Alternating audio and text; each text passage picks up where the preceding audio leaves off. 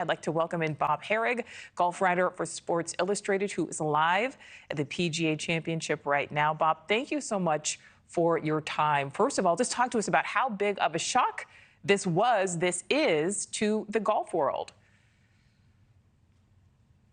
It's unbelievable. I mean, first of all, it's bad enough that, the tournament was marred by, a fatality. I mean, a worker who was going to be coming here to Valhalla early this morning in the dark, was hit by a shuttle bus on his way trying to cross a very busy street. That's what led to all the chaos. As you can imagine, lots of traffic backups. There's only one way in here. Scheffler originally had a tee time scheduled for 8:48 this morning. He was planning to arrive here before 6 a.m. That's pretty standard. He would have probably gone to the gym to work out for a little while at the course, and then he would have warmed up for an hour before his round. Even though it was raining, he was going to get here early. And what we've been told is that the players who have visibly marked cars that say courtesy cars and a P in the windshield were allowed to enter. Obviously, other people could not. They had traffic blocked off in both directions. That video you're seeing there is Jeff Darlington from ESPN talking to the policeman as Scheffler was handcuffed. We don't quite know exactly what the exchange was, but clearly Scheffler thought he was okay to go in. Other players and caddies and officials had been allowed in. Scheffler, for whatever reason, thought he was okay to do it. The policeman tried to stop him. Obviously, it's probably not a good idea to keep going if he tells you to stop. And there's been reports that the police officer was dragged. At least that's in the police report.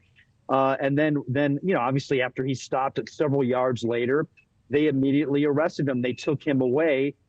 He was released on his own recognizance about a little before 9 a.m.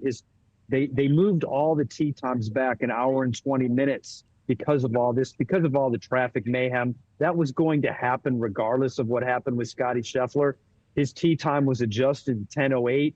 He got here a little after 9. He had time to warm up, get out onto the course. He actually birdied his very first hole, and he's playing his first 9 holes right now as we speak. Yeah, and that was my next question for you. So, he birdied his first hole. We know he's on the second round.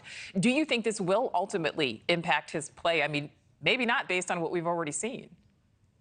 Yeah, I don't know. I mean, it's obviously got to be hugely distracting. He doesn't seem like the sort of person who wants to cause this kind of problem. He's very private. He keeps to himself. He's been a great player out here now for a couple of years. He just won the Masters last month. His wife just had a baby last week.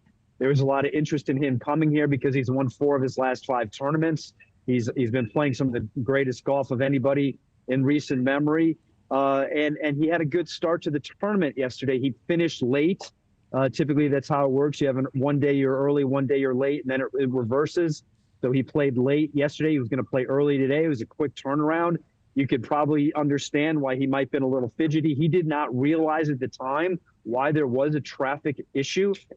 There were some golfers and caddies who got here this morning and they were stuck over a mile away. They did not know tee times were going to be delayed. They actually walked more than a mile just to get in. Wow. So it was a chaotic scene. It's a very, very, I think we have to hear more from him later. It's a very, very unfortunate circumstance for all involved.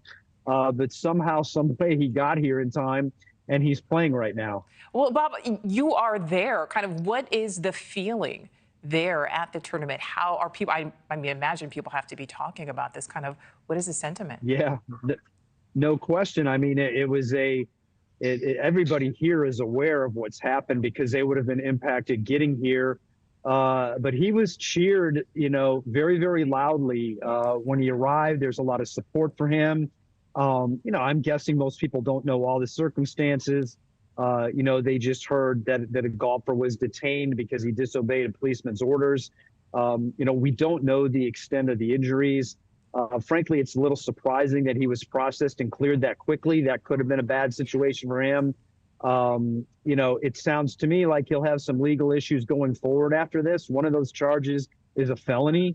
But Yeah, it's not exactly something that all of us we're thinking might happen today. And Thank you for watching. Go to newsnationnow.com to find News Nation on your television provider. And don't forget to click the red subscribe button below to get more of News Nation's fact-driven, unbiased coverage.